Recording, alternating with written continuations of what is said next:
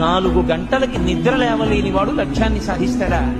4 గంటలకి అలారం కొడితే ఉలిక్కిపడి లేచి తన కార్యాన్ని ప్రారంభించిన వాడు వాడికి ఇంకా నిద్రపోదామని శరీరం కోరినా వెంటనే ఉత్సాహంతో లేచి మొహం కడుక్కుని కూర్చున్నవాడున్నాడే వాడు కార్యమును సాధిస్తాడు.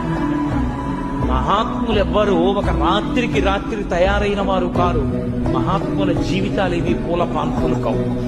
ఎంతో కష్టపడితే వాళ్ళు మాత్రమే మహాత్ములు కాదు.